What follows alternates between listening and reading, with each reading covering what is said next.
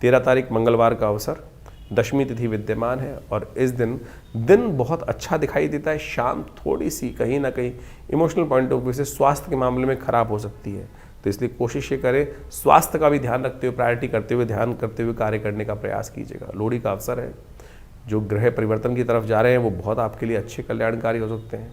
नए कार्यों में जाने से बजाय आप अपने चलते हुए रूटीन में काम करने का प्रयास कीजिए, अच्छा रहेगा।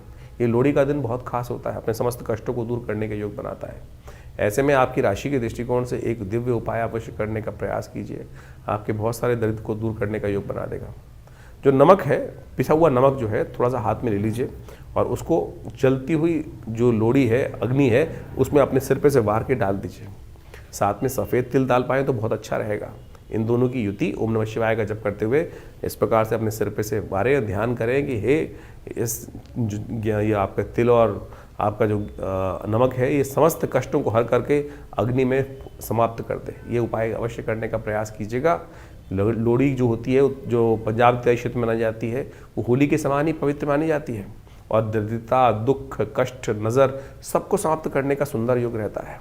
अपने घर के बाहर कहीं जलाकर, यदि नहीं जलाते लोहड़ी तो उस दिन ये उपाय करने का प्रयास कीजिए, बहुत सुंदर तरीके से। एक काम हमने विवेकानंद योगाश्रम में, क्योंकि मंगलवार का योग है, मंगल इन दिनों अस्त चल रहे हैं, तो हमने भगवान हनुमान जी की प्रार्थना के लिए सुंदरकांड का सुंदर कार्यक्रम रखा हुआ है। हर बार की तरह मंगलवार के दिन साथ में लोहड़ी का महाउत्सव भी भारतीय संस्कृति के अनुसार से, देखिए हमारा संस्कृति ऐसी इतना विशाल देश है, क्षेत्र के अनुसार से अनेक क्षेत्र का महत्व देखते हुए जो उत्सव है मनाए जाते हैं।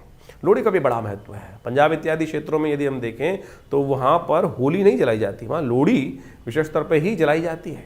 तो ये विशेष तौर पर एक ऐसा पर्व है कि जिस दिन हमारी संस्कृति के अनुसार से कहा जाता है कि उस क्षेत्र में उस दिन के बाद से तिल इत्यादि का सेवन नहीं करना चाहिए।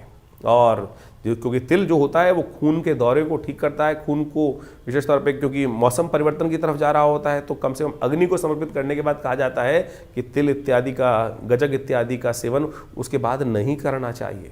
इससे स्वास्थ्य लाभ प्राप्ति के योग भी अच्छे बन जाते हैं। अग्नि को समर्पित कर दी जाती हैं ये सब चीज़ें और हाथ जोड़ लिए जाते हैं। तो इन सब को फुल्लियाँ इत्यादि ये सब, अब तो पूरे साल ही आप फिल्म देखने जाओ तो पूरे साल फुल्लियाँ चलती रहती हैं, लेकिन पंजाब इत्यादि क्षेत्र में इस बात की व्यवस्था की गई थी कि मक्का को भगवान को समर्पित, अग्नि को समर्पित कर दिया जाता है। यानी वो आज्ञा दी जाती है, एक प्राकृतिक तौर पर व्यवस्था बना दी जाती है कि भाई इन दिनों के बाद, अब सर्दी जब दोबारा आरंभ होगी उसके बाद इन सब चीज़ों को खाइएगा, नहीं तो स्किन डिसीज परेशान करने के योग बनाएगी। गुड़ इत्यादि का सेवन इसके बाद थोड़ा कम करने का प्रयास करना चाहिए, तिल इत्यादि का सेवन कम करने का प्रयास करना चाहिए। ये क्षेत्र का प्रभाव है, यानी उस क्षेत्र के अंदर ये चीज़ें हमको व्यवस्था रखने का प्रयास करना चाहिए।